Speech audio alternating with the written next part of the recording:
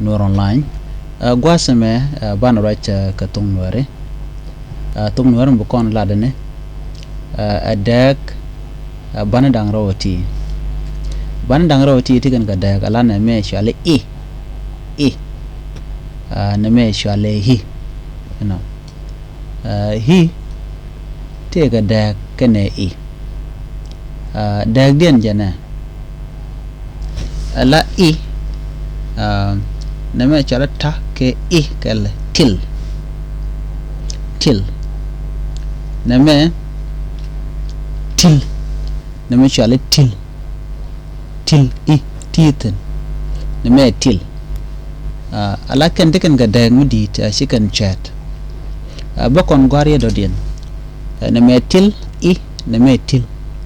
mu gori riya da me chal ke na me de nangadi kana me de nangadi chana kamen gui na mani angula rektno benu gwa menena tinna mo gwa na me hi na me i muguru kwende na me eti dial na me eti dial tegan ga daga titina bi ngani ga jodin na me ti dial na me ti dial ka tum wala wati dial ala mala correct de jene ala man gwana jen na me ti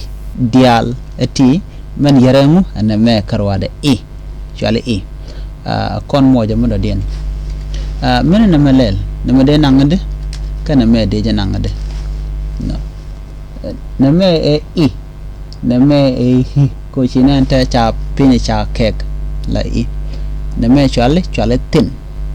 na me chale tin ke tin alo tegan ka dak ba na me jen ngwa na jen na me shi jen mangwa tin kan tin tegan ga dak mugoro en tin adi sho gorna en tin no en tin shi bu gore nena en tin chede gwa na me shi mungwa kuje mo shi kon de gor no na me shi correct na me jala correct chala en tin en de ga dana bingach deg kene hi ka tung nuare bi shi ngaje no ala kene kan shalga keno ka vowel sound ala ka tung nuare shalga keno kan ke banetin pol jawdien banen pol jawdien nyaka ka shudban no ka re bane ka tung nuare re bane kana bantin pol jawdien ka kel na me na me hi no bugarian bi shi ngaje no ko che widu che jabule nyon ana tin na me jala correct na me hena tin shi correct na me tin na me tin alaman gwana jen no gwamene ani bana je kamar dian ka tung ne nas ko biya deg den biya kula ngach ani biya ta kamal bye bye